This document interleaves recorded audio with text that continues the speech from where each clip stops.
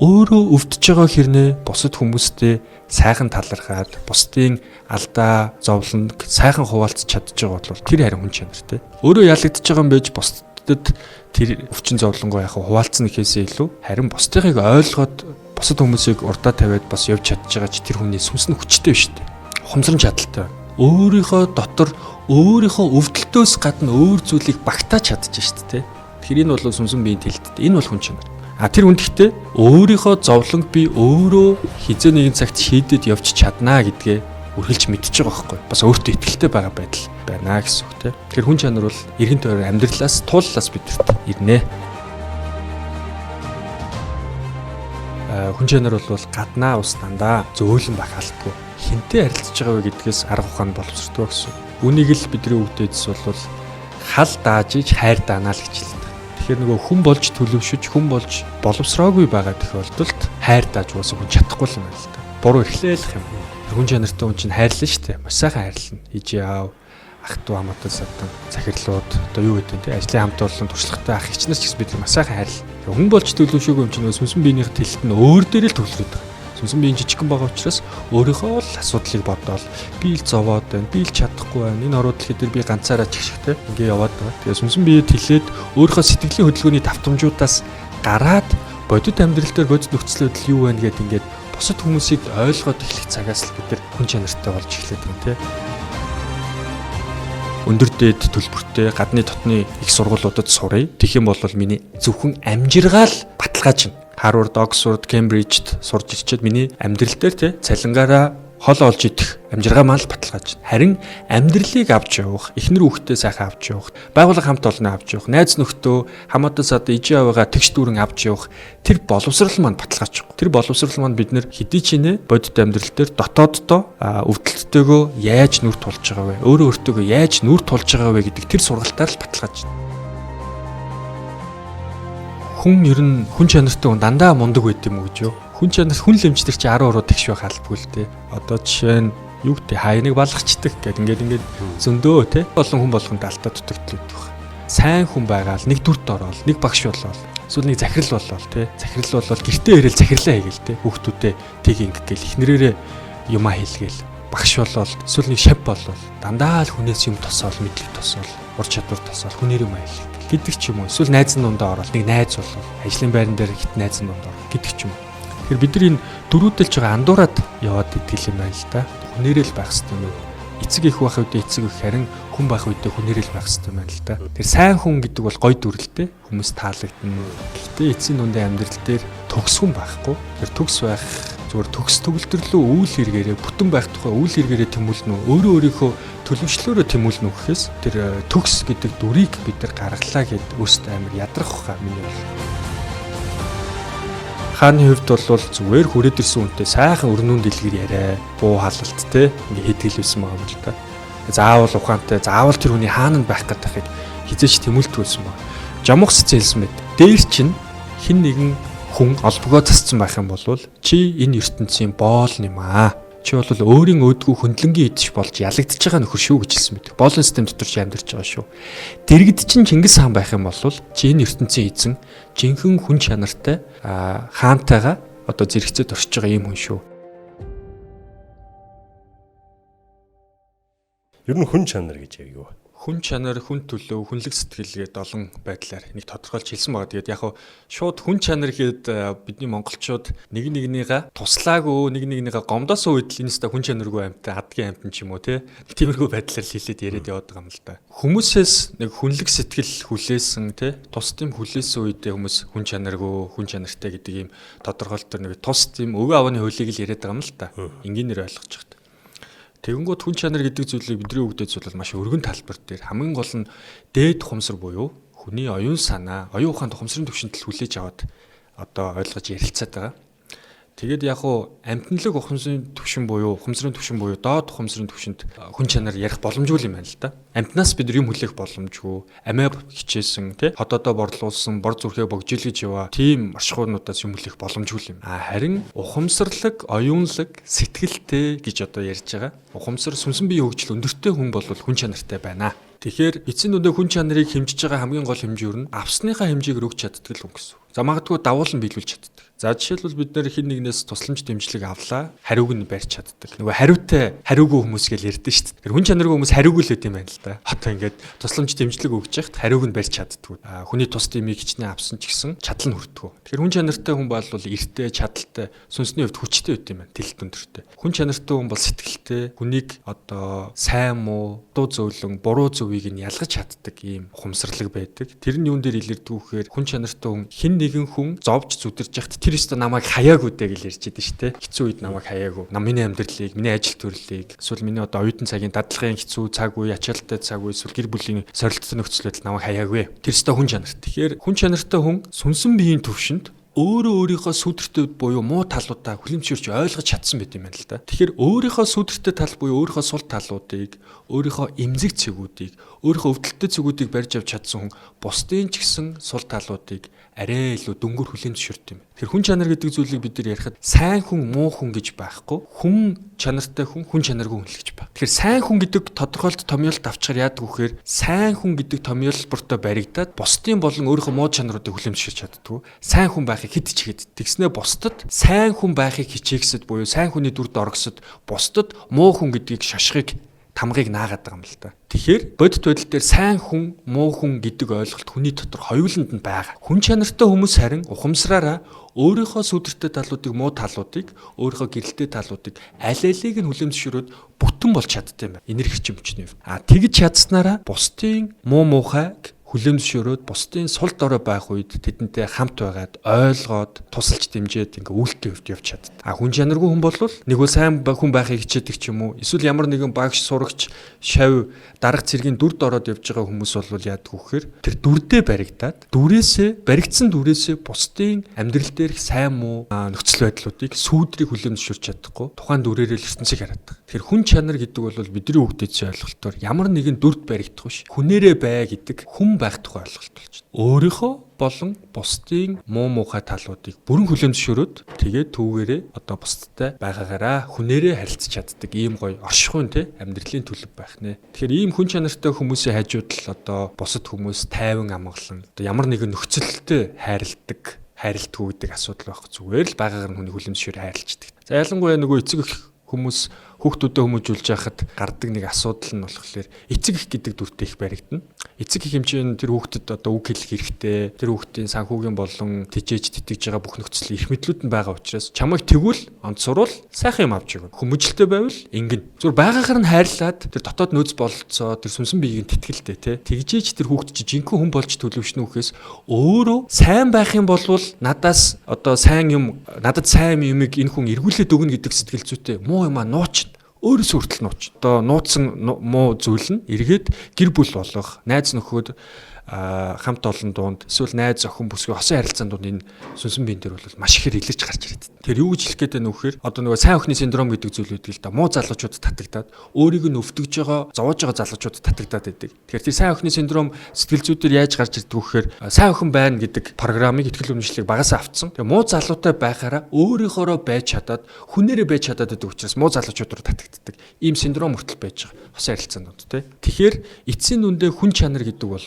сүнсэн биен дээрээ аливаа зүйлийн сайн мууг хоёулангийн ойлгож хүлээн зөвшөөрсөн байгаа л тэр тухайн хүний сүнсний тэлэлт хөгжлийг хэлээд байгаа. За мэдээж тэрний дараа бол дараа дараагийнхаа асуудлууд явагдаад эхэлнэ л дээ. Хүн чанар төрмөл зүйл үү? Эсвэл ямарваа нэгэн газараас олж авд юм уу? Гадаад ертөнц эцэг эхийн хүмүүжил гээд маш олон зүйлээс бид нар төлөвшөж байгаа. Төлөвшлийн хэлбэр бидний хүүхдүүдийн хувьд бол хүн чанар квен урдгүй гэж ярьж байгаа. За энэ зүйл бол бид нар боловсрох ёстой боловсрал юм а гэж. Хэдий чиний хүн боловсрцсан байна, төдий чиний хүн чанартай байна л гэсэн. Тэгэхээр боловсрал гэж яагаад хэлээд байгаа юм бэ гэхээр бидний хүүхдүүдс бол мэдлэг, ур чадваруудыг бол боловсрал гэж үздэг. Мэдлэг, ур чадвар гэж л ярьдаг л да. Тэрийг харин хэрэгтэй шаардлагатай үедээ амьдрал дээр ашиглаад чадсан байгаа.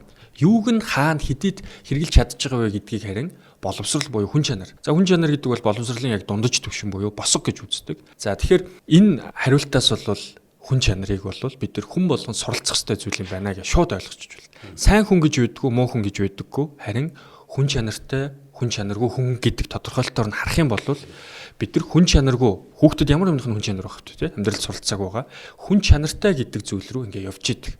Хүн чанартайгаас гадна тэрний дараа лидер манлайлагч удирдах чаан боловсролын дараагийн түвшний зүйлүүд гарч ирдэг. За гэхдээ хүн чанарын хувьд ярих юм бол энэ бол хүний дундаж түвшний боловсрол. Хүн болгон хүн чанартай хүн чанар гэдэг боловсролд суралцах хэрэгтэй. За суралцахгүй бол яах юм бэ гэдэг чинь маш чухал шүү дээ. Хүн чанаргүй байх юм бол хүн ямар нэгэн байдлаар туслаад идэг, хариуг нь өгч чадахгүй, тэр хүн амьдралдаа эрхийн хувьд бусдад хариу өгч чадахгүй байгаа учраас орон зайгаасаа ингээл хумигдаал ад үзэгдэл ингээл явна. Боловсрч чадаагүй л шинж чанар. Сурцсан юм амьдрал дээр ашиглаж чадахгүй ялагдаал явна. Хүн чанартай хүн бол хичнээн юм сураагүйсэн ч гэсэн тэрийг сурах гэдэг. Нэгдүгээрт зүтгэлтэй байдаг бахна. Хоёрдугаарт сүнсэн биеийн боловсролын хувьд хүний сайн мөн хүлээмжшүүрээд хандлагатай байдаг. Хандлага нь болгоё бүтээ гэдэг хандлагатай болчиход байгаа юм л та. Тэгэхээр ингээд аливаа зүйл ингээд хүн чанартай байна гэхээр нэг л нялцгансан нэг нэгнийгаа долоосон ч юм уу тийм харилцаа соёлыг бол хэлэхгүй. Халбус хэрэгэ зүв барихыг ч хэлэхгүй соёлтой байна. Хүн чанартай байна гэдэг бол хүнийг байгаагаар нь хараад тэрнийг ерөөсөө амьдрал дээр хүнтэй хамтарч ажиллах, гэр бүлийн хэмжээнд, байгууллага хамт олонны хэмжээнд,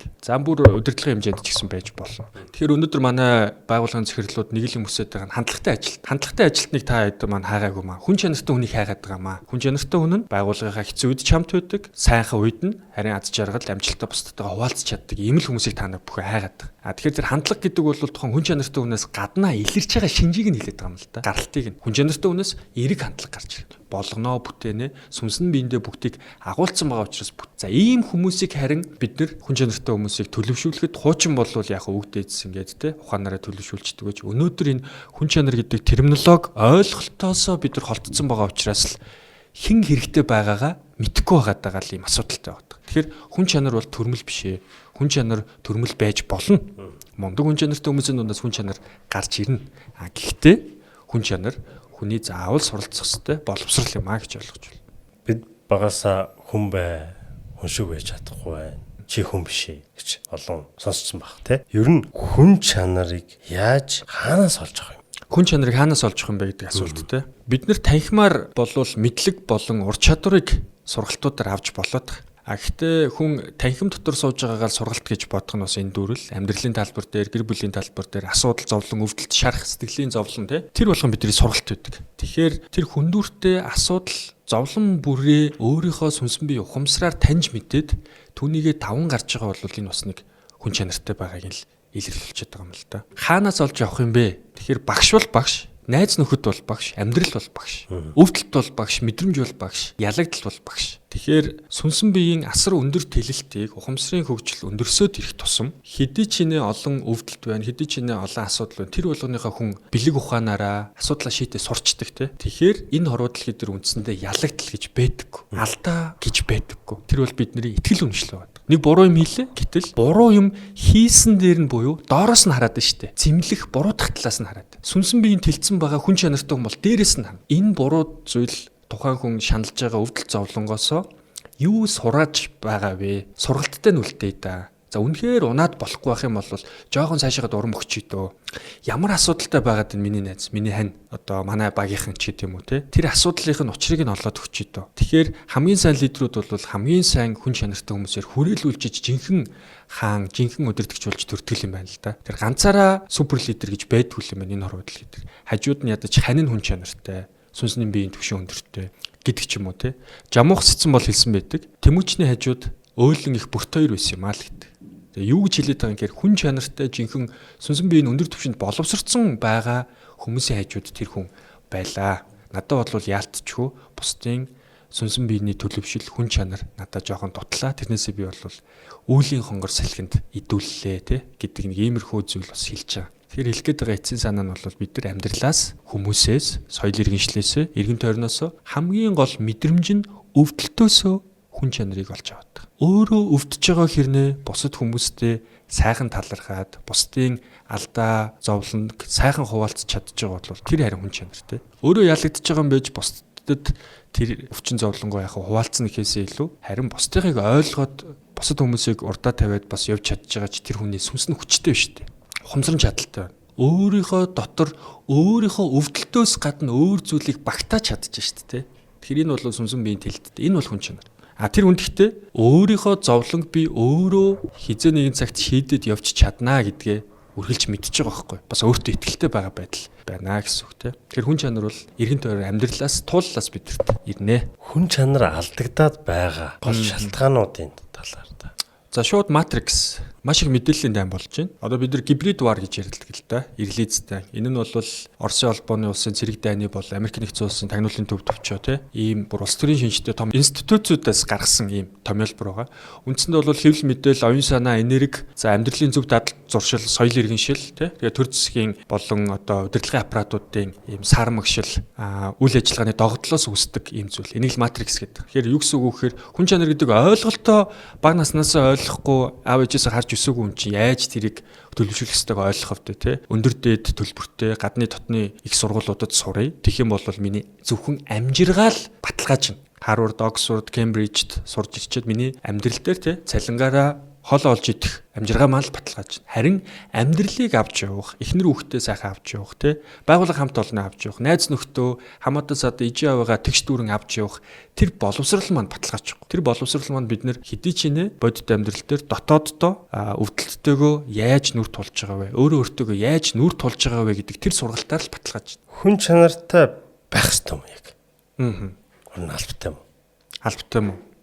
Өнөөдрийн нөхцөл байдалд албатай гэж хэлэх юм бол болохгүй л болчиход байна. Гэхдээ хэрвээ бүтэн дүүрэн амьдрахыг хүсэж байгаа бол та хүн чанарыг боловсрлоо болгох нь бол сонголттой. Тэгжиж сайхан амьдрнаа. Тэгээ зөвхөн хүн чанараас гадна тэр дараагийн хүнлэг үзлэлээр манлайлдаг өгдийнхээ ухаанд бас боловсроод явах юм бол тэр бол бидний олзуулнаа л гэдэг юм зүйл. Таны амьдралд хүн чанар ямар үнцэнтэй вэ? Олон уналтууд дээр ганцаараа туулж исэн, ганцаардлын цөлийг туулж исэн үе хүн болгонд байдаг баг. Тэр болгон дээр миний оюун санаа дотоод сэтгэлд бол ямар мэдрэмжүүд төрж исэн бэ гэхээр хинч миний хажууд байдгүй. Хүн бол муухай гэдэг итгэл үнэмшлүүд бол угаасаа орж ирж исэн тий. Гэхдээ жижигхэн алдаан дээр маань хамт байсан, жижигхэн уналтууд дээр маань бүр маш том бас уналтууд дээр маань ганцаардлууд дээр маань хамт байсан хүмүүс тэр энэ хоруудлыг ямар баяа юм бэ? Ямар сайхан юм бэ? Хуваалцахад ямар өргөн дэлгэр юм бэ гэдэг өөр итгэл үнэмшил мэдрэмжүүдээр дүүрчихсэн. Тэгэхээр хүн чанартай хүмүүс л хүн чанарын тэр үйлдэлүүд хүн чанартай хүнээс гарч ирсэн сүнсэн биенээс гарч ирсэн тэр хайраар дүүрэн үнээр дүүрэн үйлдэлүүдээр л эцсийн дүндээ бидний өнөөдрийн амьдралын хамгийн сайн сайхан мэдрэмжүүд хөглөгдөж явж байгаа бодит байдал дээр. Тэгээд хэрвээ бид нар өнгөрсөн амьдралынхаа дурсамж руу ороод хамгийн сайхан үе рүү н ороод дурсамжийг маань бүтээлцэж өгсөн хүмүүсийн маань мэдрэмж тэр амин чанарыг нь харах юм бол дандаа сүнсэн биеийн тэлттэй хүний төлөө гэсэн тийм хүмүүс байсан гэдг нь л тодорхой байдаг те. Тэгэхээр ерөөсөө энэ хороодлогыг амьдралын үнцийн үнц зүйлд итгэх тэр сайн сайхан бүх гэгээлэг итгэл бүрийг бол хүн чанартай хүмүүс л бидэрт өгч ирсэн байна. Гадныхан нэг судалгаа хийдэг л те. 5 дугаар түвшний удирдагч гээд супер удирдагчийг гаргаад ирсэн байхгүй. Тэгэхээр нэг амжилттай болж байгаа эд шидтэй гэмээр гайхалтай одоо компаниудын амжилт. За одоо юу гэдэг Apple-ийн Steve Jobs-ийн амжилт ч гэдэг юм уу те. Амжилтын цаана дандаа 5 дугаар түвшний удирдагч байсан юм байна гэж тэд нэр олж харсан байдаг. Маш өндөр алсын хараатай, стратегч, маш өндөр тухайн салбарын туршлагатай. Тэрөөсөө гайхамшигыг өөрөө бууж ирдэгвэ. Тэрэнд дандаа эзэн бие хамаатуулдгаа гэдгийг бизнесийн судалгааны компани Jim Collins-ийн Good to Great сайнаас агууд гэдэг ном дээр та бүхэн ингээ гаргаж ирж уншиж болно. Яг энтэй адилхан бидний амьдралд ч гэсэн эд шид сайн сайхан зүйл өмг түшиг байдаг бол тэрийг хүн чанартай боловсрцсан хүмүүс бидэд төгсөн байт юм аа. Эсвэл та магадгүй өөрөө тэр хүн нь өөрийнхөө хүн чанартай баатар нь тухайн нөхцөл байдал байсан байж болно. Таны хүн чанарыг хамгийн ихээр өөрчилж байсан хүчин зүйл. Ер нь яг аав ээжээсээ харж өссөн үлгэр дуурайллууд байгаа штэ. Тэгэхээр яг хөв хүн дээр бол хариулахад бас нэг орчин л юм да. Бага наснаас өсөж төрсөн орчин. Тэгээ мэдээж энэ цаг үеийнхаа тоглоомын дүрмээр өндөр боловсрал, их мэдлэг, өндөр ур чадвар гэдэг зүйл рүү ингээ яваад байгаа. Тэгээ тэг тусам өөрөө энергич мөчний хувьд хоосорч исэн л доо. Харин энгийн амьдрал, энгийн орших үе, энгийн хүмүүс те зүгээр л шалтгаангүй инээд хөөрөө. За тэгээд ямар ч эрх ашиг бодоогүй харилцаанууд, бодлого бодоогүй уулзалтууд тэр болгоны цаана бол амьдрал дүүрээд ирчихсэн. Сүнсэн бие дүүрээд ирчихсэн. Тэгэхээр хүн чанартай амьдрах замналыг багаасаа нэг жоохон мэдэрч ирсэн байна. Тэгээ түүгээрээ бас өөрөө амьдралдаа өгдөөцийнхөө ухаанаараа явах сонголтыг хийсэн болов уу гэж боддог. Жишээлбэл Чингис хааны хувьд бол зүгээр хүрээд ирсэн хүнтэй сайхан өрнүүн дэлгэр яриа, уул ус, буу халалт те ингээ хийдэг л байсан байгаа юм л та. Заавал ухаантай, заавал тэр хүний хаана байх гэдгийг хизээч тэмүүлдэг байсан байна. Жамухс зээлсэн мэд. Дээр чинь хин нэгэн хүн олбогоо засцсан байх юм бол чи энэ ертөнцийн боол юм аа. чи бол өөрийн өөдгөө хөндлөнгийн идэж болж ялагдчихж байгаа нөхөр шүү гэж хэлсэн байдаг. Боолон систем дотор чи амьдарч байгаа шүү. Дэргэд чинь Чингис хаан байх юм бол чи энэ ертөнцийн эзэн жинхэнэ хүн чанартай хаантайгаа одоо зэрэгцээд оршиж байгаа юм хүн шүү. Тэгэхээр Чингис хааны хувьд бол Чингис хааны тэр өндөр ухамсар, тэр өндөр сүнсний тэлэлт, том сүнсний тэлэлт хизээж хүний дээр байгаад хин нэгнийг боолчлохыг зориог өгдөг. Тим хүн чанартай, тим хүнлэг сэтгэлтэй. Жинхэнэ эрхчлөө сүнсэн биений хувьд те оюун санааны хувьд жинхэнэ эрхчлөө тухайн цаг үеийн монголчуудад мэдрэгддэг байсан баг. Тэгжиж харин тэр Чингис хааныхаа тэр их агуу сэтгэл, агуу их хайрыг мэдэрсэн, үннийг мэдэрсэн монголчууд тугийн дор 10 зуутын системээр нэгдэж чадчихлаа юм л да.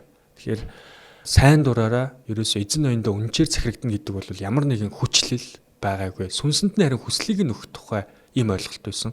Сүнсэн биед хизээж хүсэл суухгүй байх юм бол гүжүүдлээ л. Одоо миний нэг гүжүүдэлт юм байдаг. Маа ээж болохоор намайг баян ингээ гэрээ цэвэрлэгээ тэгж байгаа байхгүй. Тэгэнгүүт би ингээд гүжүүдэлт өгөхгүй. Ээжийг ирэхэд гэрээ цэвэрлэмээр байгаад байдаг байхгүй.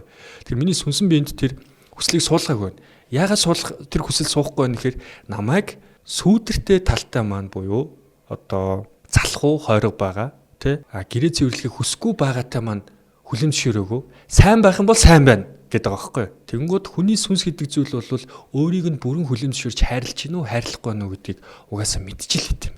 Ухамсартай ухамсаргүй. Тэгэхээр би яагаад гүжүүдлээд байгаа гэдгийг ингээ бодоод үтсэн чинь ерөөсөө тэр намайг сайнтай муутай маань хүлэмжшөөрөд өгөөч гэдгийг л шаардлагыг пассив буюу итгэхгүйгээр тэгээд үйлдэл нь болохоор гүжүүдлээд байгаа байхгүй. Эндээс юу хэлэх гээд байгаа юм бэ гэхээр их хаан бодлол тэр өндөр дээд сүнсний тэлэлтэй ухамсар бол ард иргэдтэй энгийн хүн чанартай болон тэр хүн чанаргүй олон улсуудтай хүслийг нөгдөг. Асар их сүнсний энерги ирчим хүчээр зүгээр л сайн муу талыг нь байгаагаар нь хүлэмжшөөрч хайрладаг. Тэглээгээд тэр хүмүүс муу зүйлийг харин гаргана гэсэн үг биш. Гаргах юм бол цаацтай. Үйлдэл дээр цаацтай. Харин муу чанартай байсан ч гэсэн цог шиг гэрэл бүгдийг хайрладаг буянтан буюу байгаагаар нь хүлэмжшөөрч. Тэгэхээр асар хүн чанар гэрэл байгаа. Тэгэхээр ингээд хайрлуулад хүлэмжшөөрөгдсөн байгаа хүмүүс их өдөртөгчтэй намайг энэ хүн сүүдэртэй маань хүлэмжшөөрж байгаа учраас би энэ хүнийг ч гэсэн гэрэлтэй сүүдэртэй дагнаа л гэдэг юм зүйл. Алдаатай оноотой дагна. Тэр энэ бол жинхэнэ манлайл байгаа. Өнөө цаг үед дутагдчихж байгаа. Тэгэхээр өнөөдөр манлайллыг бол ямар ч хүн чанаргүйгээр ингээл амар гоё соёл тогтоодог тий хүнтэй амар гоё харилцдаг амин сүнсгүйгээр л хийгээд байгаа. Цэвэр харилцааны арга технологиор. Гэтэл их хаан болвол ерөөсөө тэрийг маш хүн чанартай. За яах вэ? Тэр арга технологи хил амны хазгай мөрөө монголчууд буруу ярьж зөв ойлголцдог. Тэр яах вэ? Хамгийн гол нь чин сэтгэлийг л мэдрүүлж сүнсэнд нь чаддаг л байсан. Тэр том сүнсний тэлэлтийг хийх ийм л зүйл юм л да. Би нэгэ ашихээр одоо доромжилж, харааж, өрөөж тэгэл хүчрхийлж сэтгэл зүйн болон бие физиологийн байдалтай хүчрхийлэл. За тэгээд харилцааны маш хэцүү байдал байна л да. Тэгэхээр ер нь хүн чанаргүй нийгэм оршин тогтнож чадах. Өнөөдөр бид нэг сэтгэл зүйн подкаст хийж ирсэн. Тэгсэн чи би чи анх л подкаст хийж үзчихсэн. Маш их хүн үзсэн. Тэн дээрс ямар дүгнэлт гарсан бэ гэхээр энэ нийгэм чи өөрөө сэтгэл зүйд өвдсөн байна. Яагаад өвдөд байгаа? Өвдөлтөөгөө учраа олохгүй байгаа юм байна. Өвдөлтөөгөө учраа олохгүй байгаа гэдэг нь өөрөө хүн чанар гэдэг зүйл маань бид дутагдаад байгаа юм байна. Сүнсэн биений тэлэлт тухамсар гэдэг зүйл багтаад байгаа юм байна л гэдэг ийм асуудал байгаа байхгүй. Тэгэхээр яг таны би оншилж байгаатай санал нэг байна. Нэгнийгээ өвдөгж гин, харилцаад оромжлол, гүтгэлэг те, хүчирхийлэл ингээ маш их газар авчээ. Мэдээллийн өвдөж гисэн. Тэгээ энэ угаасаа оршин тогтнож чадахгүй гэдэг дээр л угаасаа явах л та. Яагаад вэ гэхээр хит одоо аргыг буюу технологи гэдэг зүйлийг шүтсэн, хит хүний биений хүчний хөдөлмөрийг дээдлсэн, хит хүний сүнс оюун санаа, жинхэнэ бэлэг сэтгэл гэдэг зүйлийг үүсгэсэн юм нийгэм чинь өөрөө нөгөө байгалийнхаа жамсны хуулиар хүн чинь угаас нь энэ боловсролт нь чадрууд нь тэгш байх хэрэгтэй шүү дээ. Сэтгэлэнч байх хэрэгтэй, оюун ухаанч байх хэрэгтэй, технологич байх хэрэгтэй, тий? Сүнсэнч байх хэрэгтэй, амин сүнсэнч байх хэрэгтэй. Гэтэл нэг талаа сүнсэн биенийхээ талыг ингээд үүсгэж гэрч угаасаа яаж тэр өөрөө зөв хөгжил болох вэ? Тэнд үнэн байхгүй учраас сүнсэн биений тэлэлт байхгүй учраас үнэн байхгүй. Үнэн байхгүй учраас бусдыг ойлгож хайрлах хайр байхгүй. Дандаа хоорондоо ийм тэрсэлтэнтэй хэрүүл маргаантай л ийм нийгэм болчиход байгаа байхгүй. Тэгээ энэний чи үндсэн дээр эргээд ямар нөхцөл байдал үүсвэх гэхээр нөгөө хоорондоо тэрсэлт тэр нь цаашаага үргэлжлээд хүн чанарынхаа хэм хэмжээсээ салаад нөгөө маф тэ нам ч гэдэм үү ийм л нөхцөл байдал руу орчод байгаа юм л та. Харгас технологиуд руу орчод байгаа. Тэгэхээр технологи хүн төрөлхтний бүтээсэн маш олон сайн технологиуд байгаа боловч тэр нь хүн чанар шингээг бол харьс технологи руу орчдөг. Тэгэхээр энэ сүнсийн аливаа зүйлээс амин сүнсийг нь авчаад ямар хэрэгтэй гэж энд ингээд нэг аяг байна те. Дотроос нь сүдэд цайг нь буюу амийг нь авчихаар энэ аяг юунд зориулагдах юм? Зүгээр юм гоё ганган шаазангаараа хүний амьдралд хэлбэр болоод явах юм уу те. Зүгээр нэг гоё сайхан царайтай залуу бүсгүй гэдэг ч юм уу ингээд байлаа. Гаднаа ингээд маш сайхан үзэсгэлэнтэй өдөр болгоно нүрэндээ маск тавьдаг, Hollywood smile-тай ч гэдэг юм уу. Тэр бусдад хэрэгтэй үйл хэрэг сэтгэл байхгүй бол хинт хэрэгтэй гэж те. Тэгэхээр угсаа энэ хүн чанаргүйгээр энэ хордлыг төсөөлхийн аргагүй. Байгаль хөдлөлгөөс өрүүлээ дараа нь өөрсдөө араас нь л явах та. Технологийн хөгжих хэрээр те хүний хүн чанар өөрчлөгдөж байгаа гэж та бодож байна уу? Тэр би саяхан нэг судалгаа уншиж байсан. Одоо хэмэл оюун ухаан гээд бүгдээрээ л дэлхийд даяараа хашгираал шуурга муурга гээд ингэ явж байгаа тохиолдолд энэ рүү бас орё гэж бодоод. Тэгээд хэмэл оюун ухаан хэрэгжилж байгаа за 25 хүртэлх насны залуучуудын 3 түвшний одоо судалгаа байна. Тэгээд эхнийх нь бүлэг болохоор хэмэл оюун ухаан огт хэрэгжилдэг. Дунд хоёр дахь бүлэг нь болохоор баг зэрэг хэрэгжилдэг. Өдөрт нь 30 минут ч юм уу 3 асуулт асуудаг ч гэдэг юм. Гуравт нь болохоор бүх асуултуудаа хэмэл оюун ухаанаас асуудаг. ChatGPT-гээс. За ингэнгүүт оюун санаа буюу тухайн хүмүүсийн тархиндх нейронууд гэж байгаа. Тэр нейронууд төр мэдээлэл хадгалагдаж байгаа. Мэдээллүүдийг хооронд нь холбдог тийм холбох буюу тархины эд гэж байгаа. Тэгэхээр тэр нь хэдий чинээ сайн байна, төдий чинээ тухайн авцсан байгаа мэдээллүүдэд боловсруулах чадвартай байдаг гэж үздэг тийм хүний оюун ухаан. Гэтэл хэмэл оюун ухаан огт ашигладаг хүмүүст тэр нь бол боловсруулах чадвар маш өндөр байна. Хэмэл оюун ухаан бага ашигладаг бөгөөд дунд ашигладаг хүмүүсийн боловсруулах чадрын хөгжил нь бараг зогссон байна гэж хэлээд байгаа байхгүй. Тэгээд тархийг нь буцаагаад хөгжүүлэхээр амьдралынхаа нөгөө буруу дадал зуршил бүх юмыг бэлнээр тархийг бүр унтуулсан байгаа учраас энэ өөрөө хөгжил нь явагдахгүй нэ гэдэг. Нөгөө багаас нь ChatGPT ашиглуулад багаас нь хэмэл оюун ухаанаас бэлэн зэлэн боловсруулсан мэдээлэл аваад тахаар юм болчихж байгаа.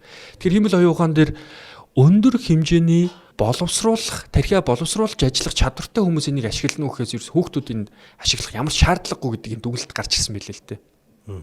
Эд тархи нь яаж нөхцөл байдал учир шалтгаан үр дагаврыг наан цаана оруулаад бодож сүлээд өөрийн гэсэн шийдвэр гаргах вэ гэдэг цаг үе дээрээ зүгээр бэлэн юм асуугаад тэгээд хэмэл оюун ухаан чинь 2 3 хариулт өгнө шүү дээ тий. Гэхдээ яг нөхцөл байдлын сайн мэдчихв.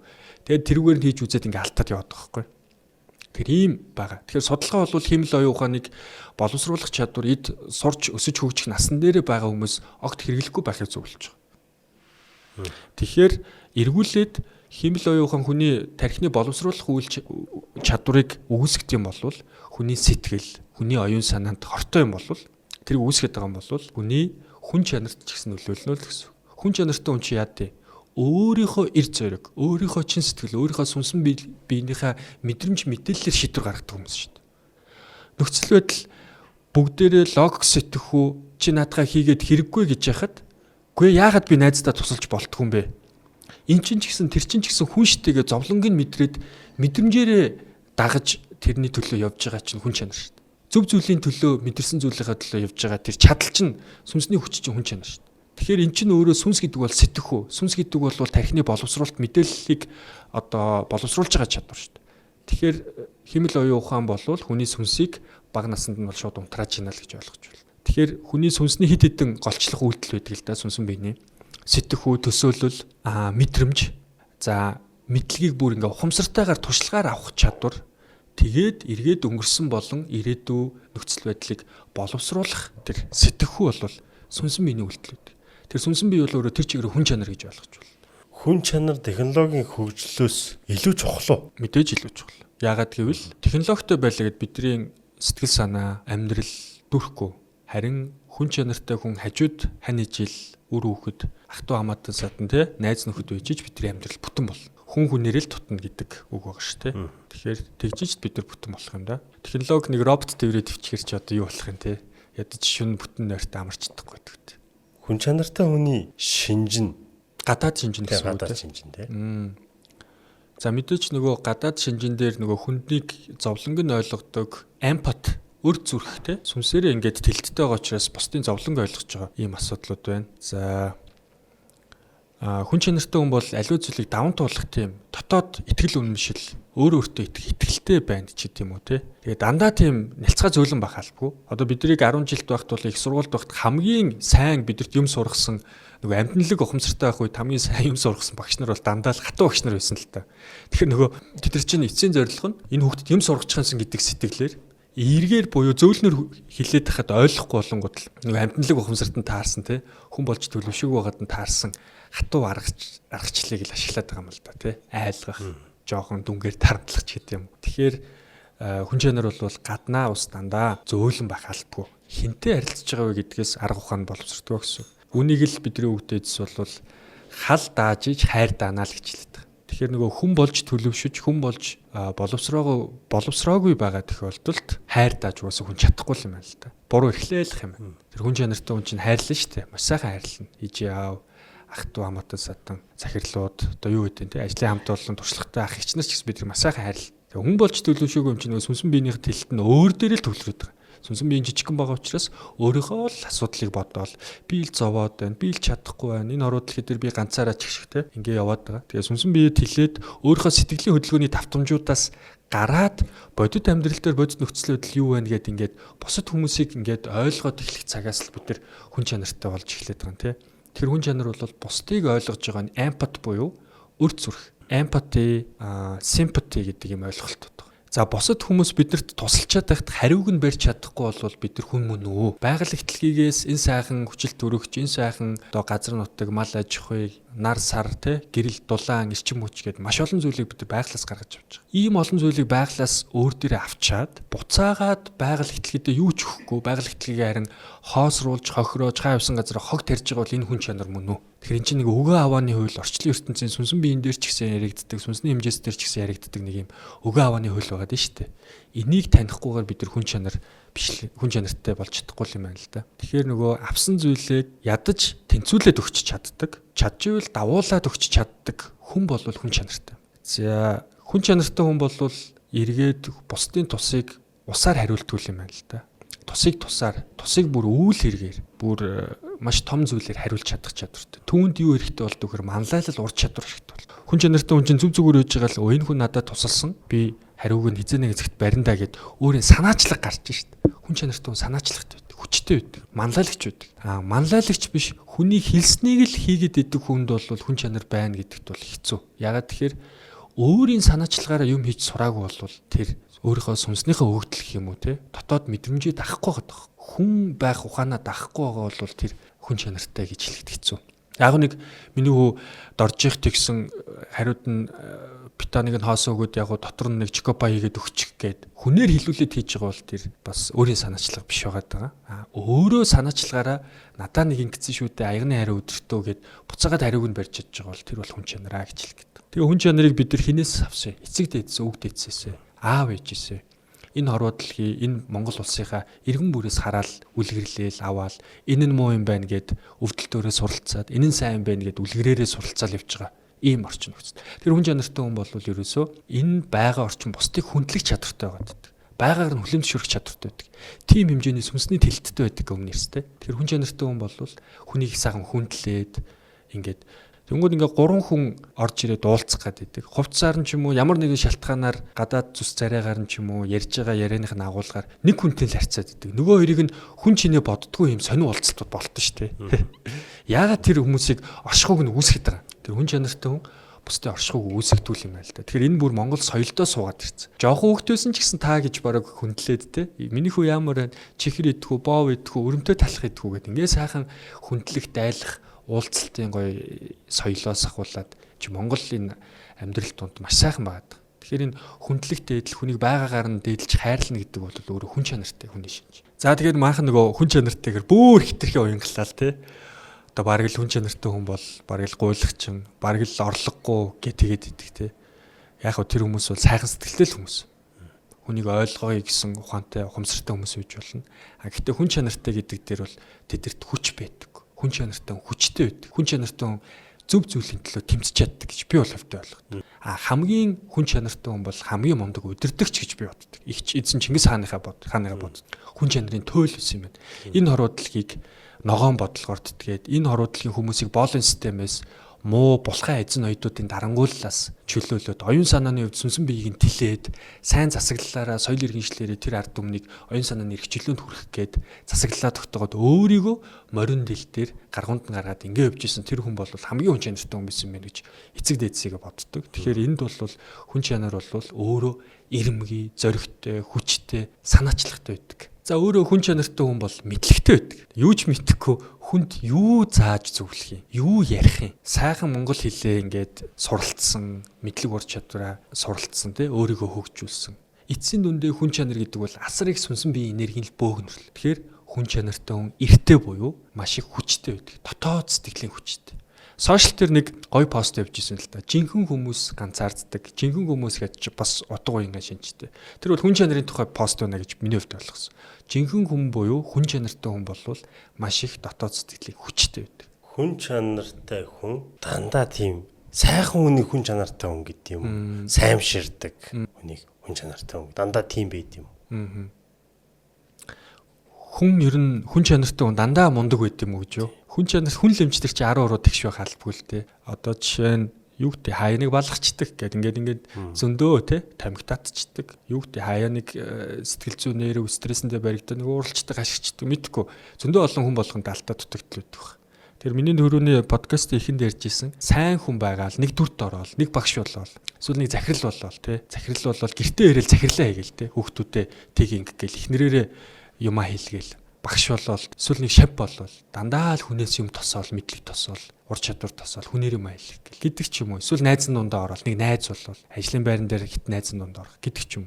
Тэгэхээр бид нар энэ дөрүүдэлж байгаа андуураад яваад идэл юм байна л да. Тэгээ хүү байх үедээ хүү болоод те хүнээрээ л байх хэрэгтэй юм байна. Эцэг их байх үедээ эцэг их харин хүн байх үедээ хүнээрээ л байх хэрэгтэй юм байна л да. Тэр сайн хүн гэдэг бол гоё дүрлэлтэй хүмүүс таалагдана. Гэхдээ эцсийн дундын амьдрал дээр төгс хүн байхгүй. Тэгэхээр төгс байх зүгээр төгс төгөлтөрлөө үйл хэрэгээрээ бүтэн байх тухай үйл хэрэгээрээ тэмүүлнэ үү өөрөө өөрийнхөө төлөвшлөөрөө тэмүүлнэ үү гэхээс тэр төгс гэдэг дүрийг бид нар гаргалаа гэд өөртөө амар ядрах хаа миний бол.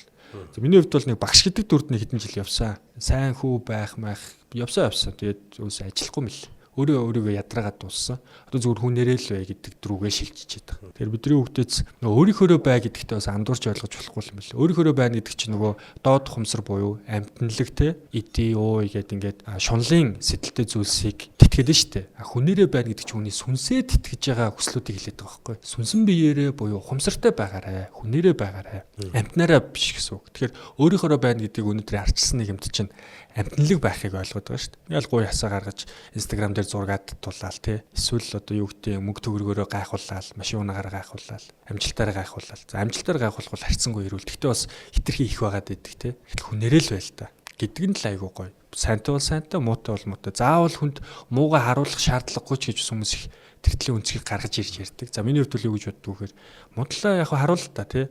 Хүн чанартай хүмүүс нь үлдэнэ. Зүгээр сул талаа харуул битэн үү. Хүмүүс нь үлдэнэ. Хүмүүстэй үлдсэн л ер нь хамгийн зөв сонголт. Эрсдэлтэй ч гэсэн хүмүүстэйгээ л үлдсэн гэж л одоо хэлмээр байна да. Одоо нөгөө хүн шиг хүнийг дандаа сайн байх ёстой гэдэг тийм сайн хүнийг хүн шиг хүн гэж ойлгоод сайн хүнийг хүн чанартай хүн гэж ойлгоод байна. Хүн чанартай хүн гэж ойлгоод тэгэнгүүт л өгдөөсөө бид нэр хүн шиг хүн гэж одоо ярьж штэ тий. Тэгэнгүүт л танаа өгдөөс хүн алж исэн мэт. Гэдэг ч юм уу тий. Тэгэнгүүт л тэр саймширдаг үргэлж ингээд сайхан нэг хүн ирж ирээд алгадвал нөгөө хацраа тавьж өгдөг. Бүр гэгэрцэн. Тийм. За наа ийм хүнийг одоо сайн хүн гэгээд байгаа юм уу? Яг сайн. Тийм. Одоо бид нэр сайн хүн, за сайн багш те гэгэрцэн хүн, ариун гэгэн хүн, ариун гэгэн охин, ариун гэгэн эмэгтэй бүсгүй одоо биеийн үнэлэгчдэрийн талаар юу гэж боддог вэ гэхээр заваа маваа арчаагүй. Хүний амьдралыг бид нар мэдэхгүй шүү дээ гэдэг ч юм уу. Тэнгүүд нөгөө сайн дүрдээ хэдий чинь орох тусам өөрийн болоод бусдынхаа сүүдэртэй талаас төдий чинь холтод байгаа. Уг нь сүнсэн биений хэмжээсэн дээр юу гэж явдаг вэхээр бидний сүүдэртэй тал чинь бидний цэвэр амьдралыг туулах хүч үүдэг байхгүй. Эгоны хүч сүүдэртэй тал. Сүүдэртэй талаа ойлгож иж бид нэр Тэр сайхан бүсгүй бол биеийн үнэлэгчийг ойлгож иж эмэгтэй хүнд ийм амьдралын асуудал зовлонгоо давж чадахгүй байдаг гэдэг амьдралыг сүүдрийг нь ойлгож иж тэрийг хүлээмжшүүлж амьдралтай гадаад орчинтой сүлэлдэж орших байхгүй. Гадаад орчноос тусгаарлах юм бол нөгөө зайсанд ч юм уу нэг амар мөнгөтэй улсууд баахан том өндөр бетонын ширэнг байгуулчихад байгаа шүү дээ тий. Тэгээд ингийн ард иргэдээс тусдаа ингийн амьдрах гэдэг байгаа шүү. Тэр энэ амар утгагүй амьдралын үнэтэй сүлрэхгүй байгаа байхгүй. Тэгэхээр хүн чанартай хүн бол хорвоо ертөнцтэй байгаль ихтлгээтэй хүмүүстэй ингэж сүлэрдэг сайн муу өвдөлт авах нь хамаагүй. Тэгэхээр сайн хүний дүрд, сайн багшийн дүрд хэн нэгэн сайн худаг товилгааны дүрд хэдий чиний орно өөрийнхөө сүудэртэй тал буюу бас өөрийнхөө жинхэнэ сүудрийн мөн чанараас төдий чинь холдож байна л гэсэн. Өөрийнхөө сүудрээс хэдий чинь холдож чинь төдий чиний тухайн хүний хүч суларч байдаг. Ягаад тэгэхээр сүнсэн бие өөрөө сүудэртэйгээ хэдий чиний гэрэлтэй тал нь сүлэрч чинь бүтэн болдог тий. Тэгтэл бүтэн болохгүй зөвхөн гэрэлтэй тал ариухан гигийн талаа барайл ялагдал руу л явж байна л гэсэн. Хэд туйлшрал руу явж байна л гэсэн. Хайр гэдэг зүйлийн мөн чанар л бол орой тий. Тэгэхээр хайр бол маш олон төвшөнд тижээж тэтгэн бие махбод гээд ингэ явчихна. А гэхдээ хамгийн өндөр дээд жинхэнэ хайр гэдэг утга руугаа бид нар абсолютны утга руугаа бүхэн болгон тэмүүлдэг. Жинхэнэ хайр бол үүний сүнсийг хайрлаж байгаа хайр, оршихуйг нь хайрлаж байгаа хайр. А тэр сүнсдийн зорилгыг хайрлаж байгаа хайр. Маргаашийг нь хайрлаж байгаа, өнөөдрийг нь хайрлаж байгаа, сүүдрийг нь хайрлаж байгаа нь жинхэнэ сүнсний хайр байдаг байхгүй. Сүнсний ойлголцол. Тэнгууд бид нар хүннийг хайрлах руу орохоос өмнө өөрийнхөө хайр руу орох хэрэгтэй. Өөрийгөө хайрлаж ингээд махан биеэ ингээ хумсаа бодуулаад нүүрэндээ гой массаж ингээ хийлгээ твтээд байгаа байхгүй тий. Эрэгтэйчүүд нь болохоор юу гэдэг гой сайхан унаа хүлэг. Яг нөгөө дотоод мэдрэмж сүнсээ хайрлаж ойлгож чадж байгаа, сүдрээ ойлгож хайрлаж чадж байгаа тэр туйлын гой хайрын мэдрэмж, үнний мэдрэмж тий. Тэгэрийг олцсон хүмүүс өөрийнхөө сүнсийг хайрлцсан, өөрийнхөө сүнсийг тэлцсэн хүмүүс бусдын сүнсэн дээр ч гэсэн тийм гой хүслийг тусаач чадчих. Тэгээд тийм хүний хүн чанартай гой ирч хүчтэй сүнсэн биеийн тэлцсэн байгаа хүний хажууд бол бусад хүмүүс амар амгалан гой хайрлуулад, тархин унтраад тий юм бодохгүй, яана мана гэж хүүхнүүд бодохгүй ингээд гой жинхэнэ ирүүний хажууд гой амьдраад нь штэ. Тэгэхээр тэр бол гой сүнсийг хайрлаж байгаа нь хайр юм аа л гэж хэлдэг. Жинхэнэ хайр шүү. Сүнсний эрх ашигт нийцж байгаа нь жинхэнэ хайр.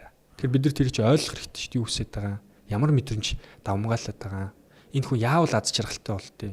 Яг хөө дутагдал мотоглууд нь байж лээ гэлдэ тий. Зүгээр давуу талыг нь л зүлгэж л та. Зүгээр л жинхэнэ хайрынхаа мөн чанараар хариу нэхэхгүй л өгчээ л доо. Хүн чанартай хүн бол тэр сүнсэнд нь тэр их чадал байгаа шүү дээ. Тэнгүүд манайхан нөгөө хосын харилцаан дээр чамайг тэгвэл тэгнэ. Эсвэл ийм юм дутуу байгаа юм чинь энэ зангаа засах хэрэгтэй гэдэг ингээ хилцээр игээд нь шүү дээ. Оюун санаагаараа тий. Эсвэл чамайг одоо юу гэдэг хүүхдээ тэгээд тэгчвэл би тэгнэ.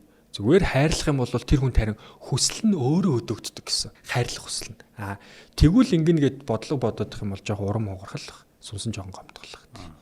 Подкаст сонсож байгаа сонсогчдоо хүн чанартай болох, хүн чанарыг өөртөө суулгах таны зөвлөгөө. Хаанаас эхлэх вэ гэж ойлголоо. Хүн чанар гэдэг бол цэвэр сүнсэн биений тэлэлт юм аа. Сүнсэн биений хүч юм аа л гэдэг ойлголт. За сүнсэн биеийг хаанаас тэлэх вэ гэдэг дээр бид нар төвлөрнө гэсэн үг. Тэгэхээр сүнсэн биеийг хаанаас тэлдэг гэхээр сүнсэн бие өөрийнхөө ухамсар хөгжлийг хаанаас олд юм бэ гэхээр өөрийнхөө өнөөдөр байгаа бодит өвдөлт сургамжаар тэр ухамсарын түвшинд хүрнэ л гэсэн. Бид нарыг ингээл янз бүрийн тоглоом, наадам, зугаа, цэнгэл те хайр дурлалч гэдэг юм өөр олон зүйлээр улам тэр өвдөлтөө доош нь сэтгэлийнхаа гүн рүү дарж өөрөөсөө баг нуух хэмжээнд доош нь дарж идэг л та. Тэрийг илрүүлж гаргаж ирээд тэрнтэйгээ ноцолтоод хэрвээ ямар нэгэн зүйлийг зоригтойгоор бид нар шин зүйлийг эхлүүлж чадахгүй бол айдас байна, тэнд өвдөлт байна, тэнд сэтгэлийн шарах байна. Тэр сэтгэлийн шарахыг сүнсээрээ орж тэмтэрч ухамсарлаж барьж явж явуулнаа. Сүнсэн бие ухамсар гэдэг зүйл бол яг усны урсгал шиг мэдрэмжийг ингээд таньж мэдэх тусам ингээл гоё цэвэршүүлээд тэр цээжин дээр бугларчаад байгаа хар хүнд мэдрэмж ингээ баг багаар ингэдэг. Тэр энэ дэр бид ингээ аргачлалтаач ажилд сурдаг л да. Сүнсэн биеийг хэдий чинээ цэвэрлэж одоо сайн сайхан болгоно. Төдий чинээ бид нэр өөрийнхөө сүнсийг тэлээд эхэлдэг. Тэгэхээр сүнсэнд гэрэл буюу хүч орж ирдэг цорын ганц зам нь өвдөлт. Өвдөлтөөр дамжиж гэрэл орж ирж байгаа бол өвдөлттэйг л ажиллана гэсэн. Хэдий чинээ амьдралаас өвдөлтийг таньж мэдсэн байна. Амьдралын утга учир сүнсэн биений тэр хэмжээс жам эсний хуйлуудыг хэдий чинээ бид нар таньж мэднэ. Төдий чинээ бусдыг ойлгоно. Хэдий чинээ өөрийгөө ойлгоно. Гадаад ертөнцийг дотоод ертөнцийг хэдий чинээ тань, төдий чинээ гадаад ертөнцийг тань. Төдий чинээ гадаад ертөнц, хэдий чинээ гадаад ертөнцийг тань, төдий чинээ өөрөө гүнзгий өрлөг орт. Тэр гадаад ертөнц, дотоод ертөнц хоёр энерги эрчим хүчнэн дээрээ бол нэг л байдаг гэсэн үг. Тэгэхээр тэрийг таньж мэдсэний үндсэн дээр бид нэр өөртөө сүнсэн биеийн тэлтийг хийж, сүнсэн биеийн тэлт ухамсараараа дамжуулаад хүн чанарыг олж авдаг л гэсэн үг. Тэгэхээр эхлэх цэг нь бол өвдөлтөйгөө өөр өөртөөгөө бодит байдалтайгаа амьдралтайгаа яг энэ амьдрал үнэн юм а гэдгэл энэ сэтгэл зүй итгэл үнэмшилтэйг л нүрт тулах. Тэрнээс хойд насны төлөөч биш, үр хүүхдүүдийнхээ төлөөч. Одоо өөрийнхөө төлөө, өөрийнхөө сүнсэн бие, өөрийнхөө мэдрэмж, өөрийнхөө сэтгэл хангалуун байдлын төлөө. Тэгэхээр хүмүүс хизээч би зарим нэгэн шархуудыг явуулж чадахгүй байх гэж сэтгэдэг хүмүүстэй би их олон таарчсан сургалт судалгаа хийж явж байгаа. Ямар ч явдаггүй өвдөлт давж болдоггүй сэтгэлийн шарах гэж байдаггүй шүү манайхаа. Тэгэхээр юу гэж хэлэх гээд байна вэ гэхээр сүнсэн бие тэлэх тусам асуудал зовлон сэтгэлийн шарах бүр дааж давжгүй хүчирхийлэл те юу вэ? Тэр болгоныг бид нэр өөрсдийнхөө цэвэр сүнсэн биеийн хүчээр давж гараад харин бусдад түүнийг тэрхүү зовлонгуудыг давж гарахад нь тусалж байгаа тэр бидний амьдралын замнал бол хүн чанар шүү. За байл.